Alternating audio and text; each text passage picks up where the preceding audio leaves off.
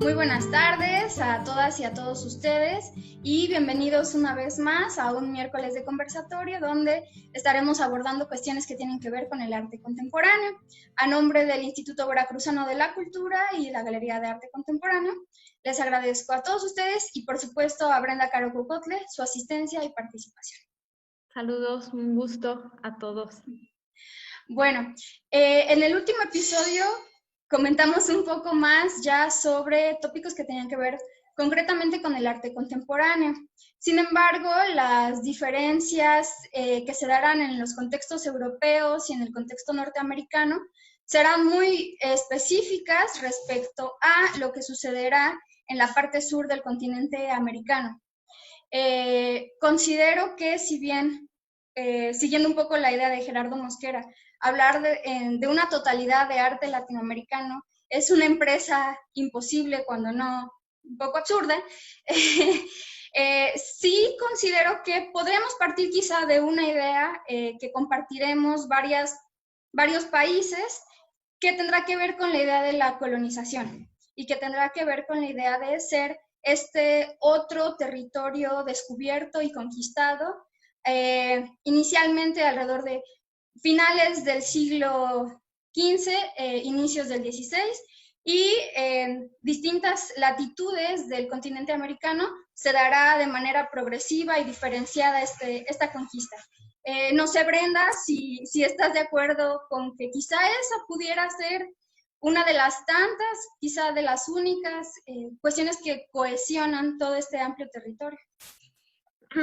Sí, no, a ver, bueno, desde la perspectiva que yo lo plantearía, ciertamente, digamos, uno de los grandes puntos que va a estar flotando alrededor de toda la producción artística latinoamericana, si nosotros nos centramos sobre todo lo que estamos pensando arte contemporáneo en Latinoamérica, que también tendríamos que ubicarnos desde cuándo estamos hablando, ¿no?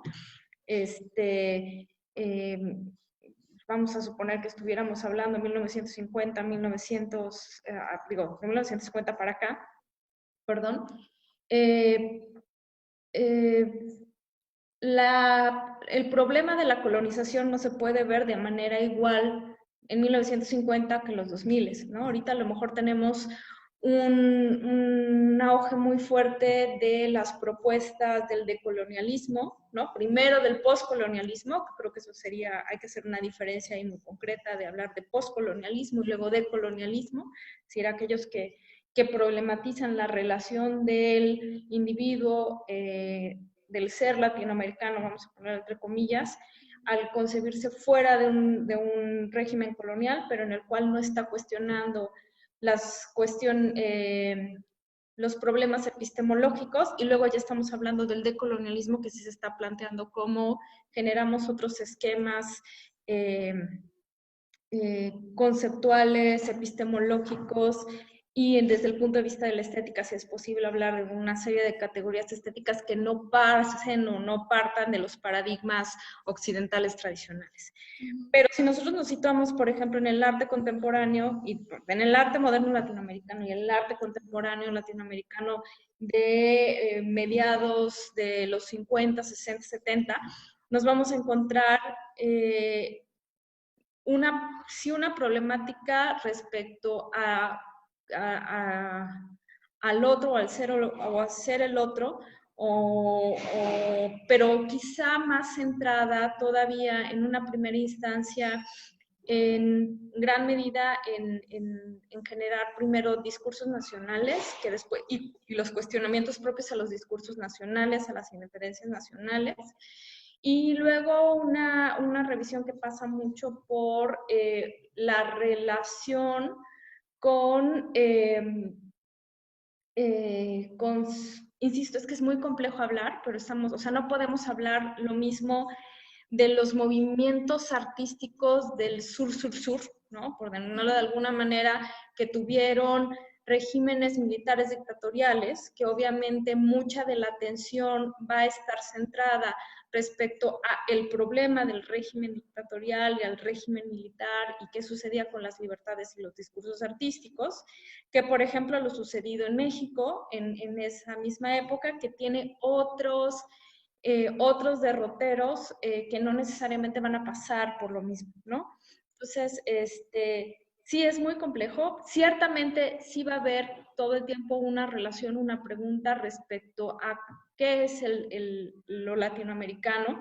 Tenemos también que hablar que todo lo que es 1960, más o menos 1960, 1980, todas esas 2 décadas, todavía está esta idea también del panamericanismo, entonces estos ideales de panamericanismo y también las posibilidades, y bueno, que atraviesan de alguna manera también la problemática de la producción artística. Entonces, hay matices, o sea, sí hay un problema de lo colonial, definitivamente, un problema de qué es lo que identificar es una palabra no muy adecuada, pero digamos, qué es lo que los escenarios de lo latinoamericano, hablar de un arte que se asume como latinoamericano y qué implica eso. Y luego nos vamos a encontrar que lo latinoamericano ya no es el concepto, sino se introduce el concepto del sur, que ha sido como el que está actualmente todavía organizando mucho del pensamiento y de la acción artística contemporánea en este territorio amplio y diverso que denominamos América Latina. Claro, justamente, sí, justamente considero que quizá una de los primeros momentos en los cuales podríamos empezar a hablar de un arte latinoamericano que tiene una suerte de conciencia propia, que rebasa los nacionalismos, tiene que ver justamente con esto que tú le llamas el panamericanismo, en el cual se propone, se elabora como propuesta una especie de reunión de varios países que están mayoritariamente debajo de Estados Unidos y que buscarán generar propuestas artísticas que, si bien se alimentan en cierto grado o se enriquecen por las propuestas artísticas de Occidente y de Norteamérica, procurarán elaborar sus propios matices, procurarán también elaborar un lenguaje relativamente en común.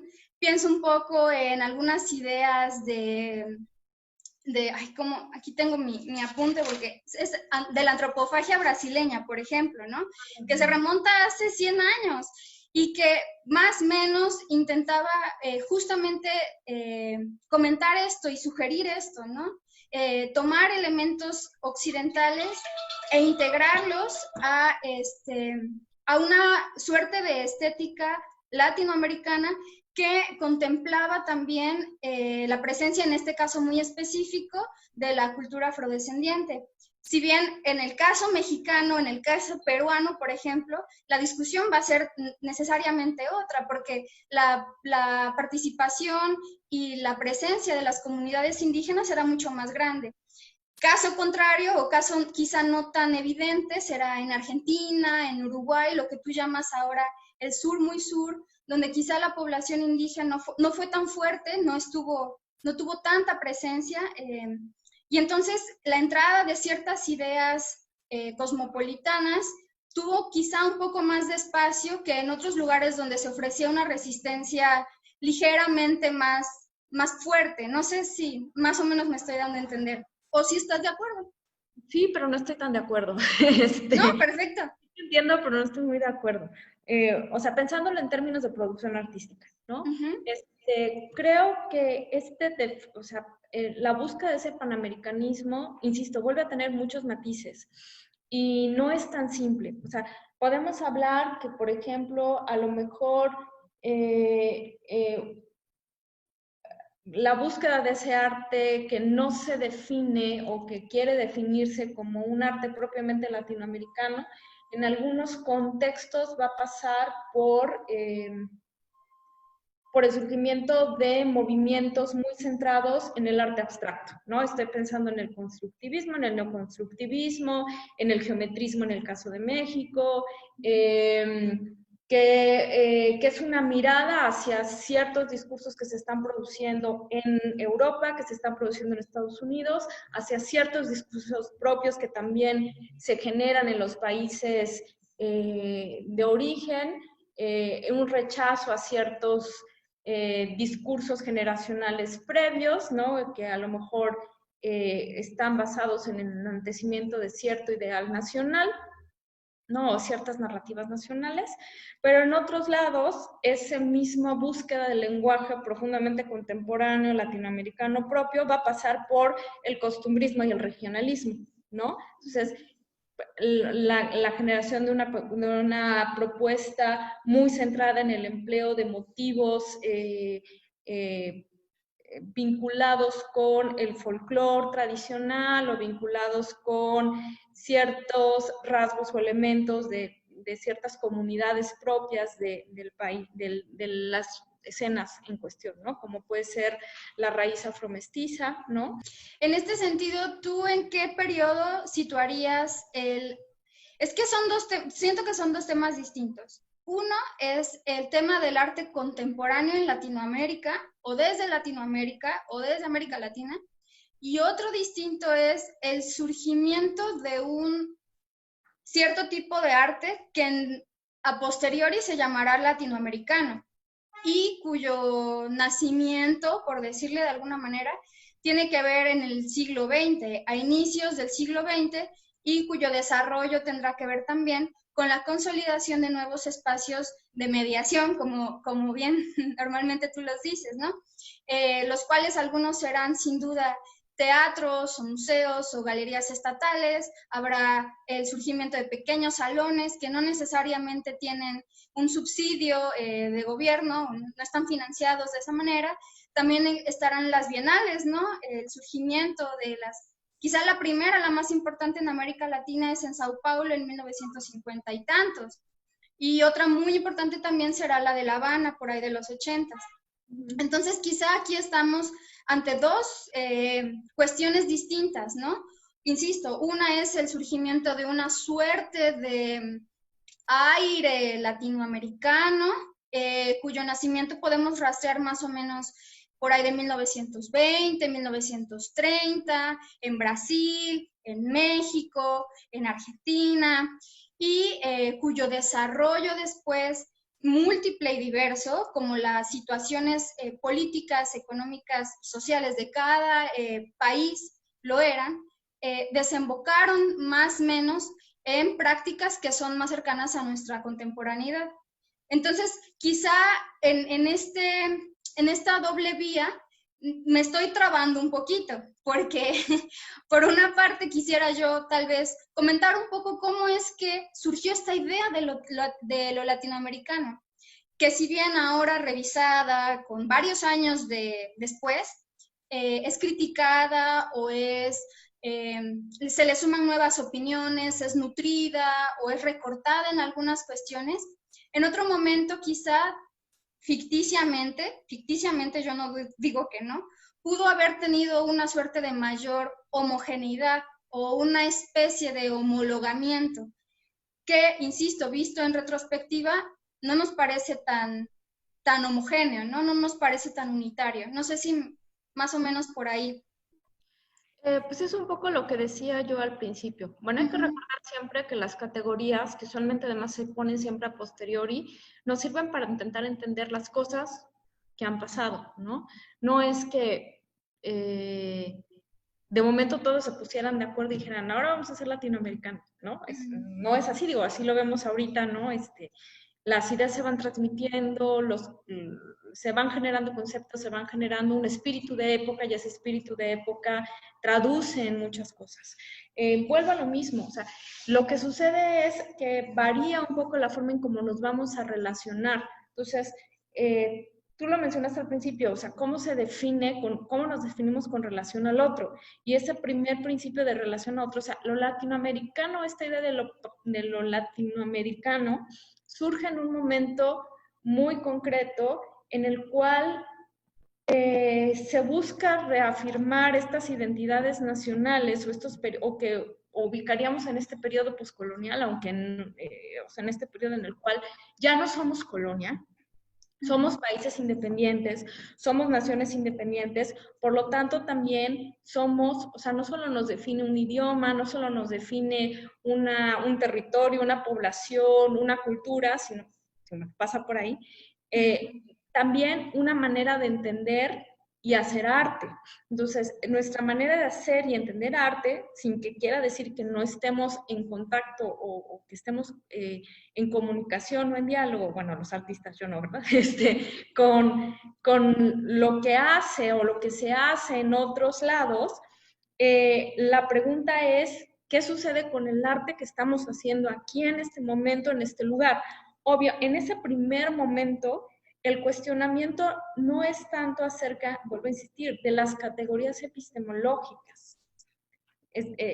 Preguntarse respecto a si en el fondo somos profundamente coloniales todavía en términos de conceptualización, ¿no? O sea, lo que se está planteando es, ya no somos colonia, no sé si me explico, ya no somos colonia, queremos una independencia, aunque los moldes que sigamos reflejen mucho a lo que creemos que deben ser las naciones, ¿no? Lo que esos cánones o patrones o categorías occidentales nos han dicho que debe de ser, ¿no? Entonces, en un gran primer momento, insisto, hay una gran preocupación por definir un arte propio, no necesariamente lo mexicano o lo brasileño o lo nicaragüense o lo argentino, pero sí un arte propio, por definir una escena artística propia, por establecer redes propias, por establecer instituciones propias. También, insisto, pasa por el surgimiento, por ejemplo, de la Bienal de San Paulo, el surgimiento de la Bienal de La Habana, tiene que ver con la generación de estos espacios que permitan la reunión de estos otros escenas del arte, de estos nuevos polos de creación artística que no están sucediendo ni en Nueva York, ni en Berlín, ni en París, sino en los propios países de América Latina, que quiere generar una independencia y una fuerza y una fortaleza, sobre todo en definición con los Estados Unidos en la gran mayoría de los países, o España, que también es el caso muy particular, o Francia, ¿no? Son como dos momentos diferentes, conceptualmente hablando, que son lo que va a animar pues también pues mucho de la producción artística. Sí, por supuesto. Pienso que también históricamente los contextos son en cierto grado hasta diametralmente distintos. Claro. Pensemos que todo el siglo o la mitad del siglo XX hasta 1990 está fuertemente la discusión, insisto, entre si gana un proyecto neoliberal o si todavía puede contender el proyecto socialista. Y Latinoamérica no va a ser una excepción. Habrá un fuerte vínculo con alguno u otro posicionamiento político y los artistas no estarán desligados de estar, no me gusta decir a favor o en contra, sino más bien más cercanos o quizá más lejanos a alguno de estos, insisto, posicionamientos políticos.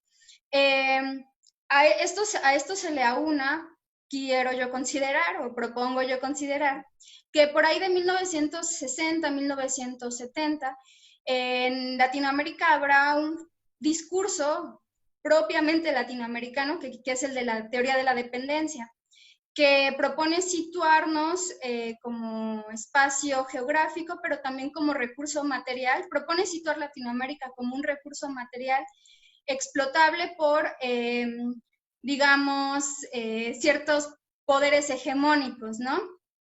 Por eso insisto que si bien es casi imposible determinar las condiciones que hacen de Latinoamérica, habrá condiciones materiales, históricas, que nos cruzan en cierto sentido, pese a que un latinoamericano puede estar viviendo en Chicago, ¿no? Puede estar viviendo en Inglaterra o en Berlín, y aún así, esta gran pregunta que yo también quisiera traer a la colación sobre estos agentes que migran, o por el contrario, ¿no? Todo el siglo XX y el XXI veremos cómo gente de Rusia, gente de España, gente de Francia, llega aquí. ¿Cómo vamos a entender también en ese sentido lo latinoamericano, tomando en cuenta todas estas migraciones y todos estos intercambios? Pues, pues creo que vuelvo a lo mismo, o sea, estos intercambios o estas migraciones implican redefinir de manera constante qué es el ser latinoamericano en un primer momento, ¿no? Implican también redefinir los propios discursos estéticos, ¿no? Insisto, o sea, obviamente siempre el contacto con otros, pues no, nos tiene que afectar, ¿no? De alguna manera u otra nos tiene que afectar y el arte no es indemne a eso. Entonces, obviamente que estos contactos con artistas que en un determinado momento pues migran a Latinoamérica o encuentran en Latinoamérica un espacio en el cual vivir, y no solo vivir, sino trabajar y proponer y crear, y su contacto con los círculos artísticos e intelectuales en cada espacio, pues obviamente va a modificar o va a afectar porque es imposible y viceversa, ¿no? Entonces, insisto, o sea, cuando hablamos de arte latinoamericano, no es pensar que de momento el arte o los artistas de la región dejan de ver qué se hace en Estados Unidos o dejan de ver qué se hace en Europa. Claro que lo ven, ¿no? Y hay quienes van incluso fuera a estudiar y regresan, ¿no? O que se quedan allá y regresan. Y sería imposible no pensar, por ejemplo, la profunda influencia que tiene, por poner un ejemplo, el arte feminista que realmente se comienza a hacer en Estados Unidos con Judy Chicago y compañía, y lo que va a tener de impacto para América Latina, con las artistas latinoamericanas, que van a encontrar en estas mujeres estadounidenses un cuestionamiento a no solo ciertos cánones de producción estética, sino también a las mismas estructuras artísticas, a las instituciones artísticas, pasando por la escuela de arte, por el museo, por la galería, y qué papel juegan las mujeres artistas dentro de qué injerencia y qué acción tiene. Y esa discusión pues se da de estos diálogos y obviamente después se traslada a las escenas locales, y dentro de las escenas locales va a agarrar su propio perfil, su propio cariz, su propia dinámica, y probablemente, porque además, bueno, no probablemente, además, porque las propias especificidades van a hacer que se añadan elementos que a lo mejor las estadounidenses no tienen, pero las mexicanas sí, las brasileñas a lo mejor tienen otros que nosotros no podemos entender, y así sucesivamente, ¿no? Entonces, lo mismo sucede con el arte. Obviamente, la llegada o siempre la influencia o el diálogo con lo que se hace en otros lugares es importante. Vuelvo a insistir, si uno piensa, por ejemplo, en países donde hubo una gran censura por parte de los gobiernos, la posibilidad de los artistas locales de conocer otros discursos era vital. ¿Por qué? Porque en su propio país había una gran censura por parte de ciertas autoridades estatales que decían que solo cierto arte tenía cabida.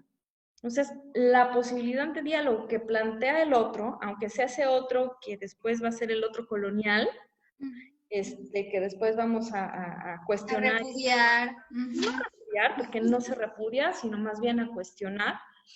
Pero en un determinado contexto era la posibilidad de salir de un entorno o tener un diálogo que en el entorno, en su entorno, era casi imposible, o tenía que ser clandestino porque te costaba la vida.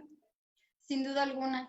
Y será curioso porque aún así, a la fecha, cuando visitamos museos de arte moderno, observamos piezas que son profundamente contemporáneas o que coinciden con una estética profundamente contemporánea. Pienso un poco en todo el arte kinético o cinético de Brasil, por ejemplo, que todavía hace 4 años en las Olimpiadas, la antorcha, ¿no? Hablaba directamente con estos lenguajes que se estuvieron experimentando, y que nuevamente, si bien retomaban algunas cuestiones no necesariamente latinoamericanas, sino occidentales, sí aportaban una faz que tenía que ver más bien con situaciones que eran de la vida aquí, que eran de la vida en este territorio.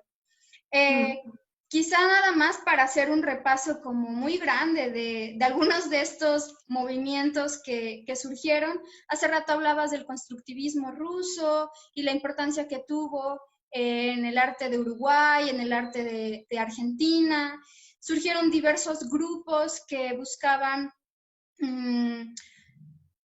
ellos específicamente sostengo y sospecho, que buscaban construir un poco una especie de realidad que no necesariamente tuviera que ver con un carácter representacional de las obras.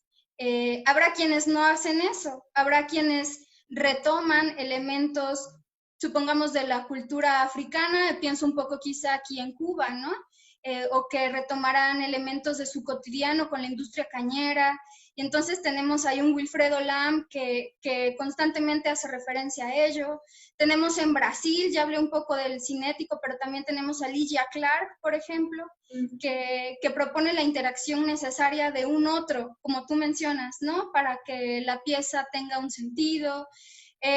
Pienso un poco en Uruguay también, y Luis Torres García, que propondrá un universalismo constructivo. O sea, es muy diverso, y a la fecha seguimos nutriéndonos de todas estas propuestas que tienen 60 años, 70 años, y se vuelve un tanto recursivo y lo volvemos a replantear y lo volvemos a estudiar y aprendemos un tanto de allí. No sé si tú estás de acuerdo con esto o no. Pues, no sé, es que me quedé pensando en dos cosas, sobre todo pensándolo con relación a México, que es mi contexto y el que conozco un poquito más. No puedo hablar de cuál será la perspectiva de un artista brasileño respecto a cómo vive su relación con lo que implica el trabajo de los neoconstructivistas, el arte cinético, Elliot Sica y compañía, si lo perciben como algo profundamente contemporáneo o si les parece una losa muy pesada, como en su momento sí puede sentirse, por ejemplo, poniendo la justa distancia y proporción guardada, lo que para algunos artistas significa la alusión constante a los tres grandes todavía.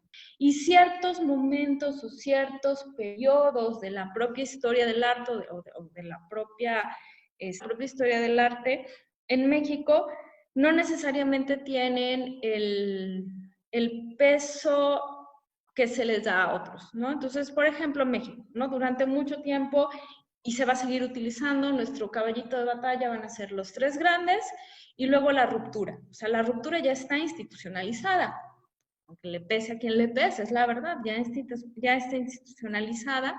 Obviamente en su momento las distintas propuestas que englobamos dentro de esa categoría extraña que se llama la ruptura, que es mucho mucho arte expresionista, pero hay también otro tipo de propuestas que están ahí englobadas, pues en su momento fueron disidentes y demás, ahorita están institucionalizadas, se han convertido como ya parte de nuestro canon artístico, dentro de nuestro canon historiográfico. Nosotros tenemos nuestro canon, Brasil tiene su canon y regresa a él. Tan regresa a él que tú lo dijiste, bueno, por algo lo usaron en las Olimpiadas, ¿no? O sea, porque ya es parte de su canon historiográfico del arte y de cultural. Si tú ves lo que planteaba esos artistas en los 70 que hacían cinetismo, que hacían geometrismo, al contrario, planteaban que eso era profundamente político al romper con el discurso tradicional de el indio mexicano de Diego Rivera y viceversa, ¿no? Claro. Entonces, y también de los espacios expositivos, ¿no? O sea, salir un poco de estos edificios estatales donde la pintura de Diego se reproduce una y otra vez, o la de Orozco, o la de Siqueiros, y utilizar espacios del espacio público para colocar estas grandísimas estructuras que quizá no representan un prototipo de mexicanidad, pero que sí, en el uso de los materiales, en el uso del color, están retomando materiales industriales propiamente mexicanos, que también tiene que ver con este surgimiento de esta pequeña y mediana burguesía en México. Bueno, ahorita ya estoy hablando exclusivamente de México, pero que más o menos alrededor de los años 50 se puede observar a lo largo de toda Latinoamérica y que también va a ser una constante en algunos casos, o vamos a poder observar, digamos, ese fenómeno por medio del cual lo brasileño, lo peruano, lo mexicano, quizá no se defina del todo por las figuras que se representan, sino que también se puede definir por el uso de nuevos materiales, de nuevas texturas o de nuevos elementos compositivos y constructivos que no necesariamente tendrán que estar insertos en un espacio de mediación institucional, sino que también pueden estar en la calle. Y insisto, o sea, creo que las circunstancias de cada escena artística en los distintos países va a generar distintos tipos de propuestas conceptuales y distintos tipos de propuestas materiales, pero quizá, insisto, lo que sí puede, o lo que sería interesante rescatar, no rescatar, sino puntualizar y dejar súper claro respecto al arte que se produce en América Latina, el arte contemporáneo en América Latina, creo que es lo que mucha gente ignora, es que no hay arte, sí hay arte y hay muchísima producción artística. O sea, usualmente cuando vemos arte contemporáneo, nos vamos a lo que se produce en Estados Unidos o lo que se produce en Europa y pensamos que en América Latina no hubo nada, que no hubo propuesta, que no hubo originalidad, que los artistas se la pasaron replicando lo que hacía Fluxus o lo que hacía en los expresionistas abstractos en Estados Unidos, y eso es completamente falso. Hay muchísima vitalidad, muchísima producción que no pasa en lo absoluto por ninguna réplica ni por una copia, aunque haya diálogo, pero que es una indagación profundamente vital de las propias escenas latinoamericanas. Y creo que lo que a veces sucede es que la historiografía del arte en general, no las locales, sino la historiografía del arte en general, lo ignora por completo. Sucede un poco precisamente en esto que hablabas, de estos espacios de intermediación, que también, que no solo es el museo, sino también la galería o el mercado del arte está generando estas categorías porque también son redituables en un esquema de mercado, ¿no? Y que se coloca como una etiqueta hasta cierto punto, ¿no? Y entonces esa etiqueta engloba una multiplicidad que de otra manera no podría englobarse y que se define tentativamente y con muchas pincitas por un término geográfico, por una cuestión geográfica. Exactamente, exactamente, exactamente. Bien, Brenda, yo creo que me queda muy claro que cada vez todo es más diverso y que el chiste es ir caso por caso, aunque sea un poquito más lento, aunque es un poquito más tardado, pero la contextualización del caso por caso siempre nos permitirá observar por qué surgen ciertas formas, ciertas prácticas, ciertas ideas y por qué no son otras. Sobre todo en estos casos que son mucho más cercanos a nosotros. Claro. Te propongo que vayamos cerrando. No sé si tengas algún extra que nos quisieras compartir. Pues, no sé, igual hacerles la invitación a que ahorita que muchos de los espacios, digo, ese mal nuestro que son los espacios de intermediación del arte, los espacios de intermediación del arte, pues asomarnos un poquito a qué sucede, qué son estas escenas del arte contemporáneo que actualmente se produce en estos escenarios en América Latina. Pues hay muchos, se puede acceder desde las plataformas de los museos, ¿no?, tradicionales hasta redes más estructuradas como la Red de Conceptualismos del Sur, que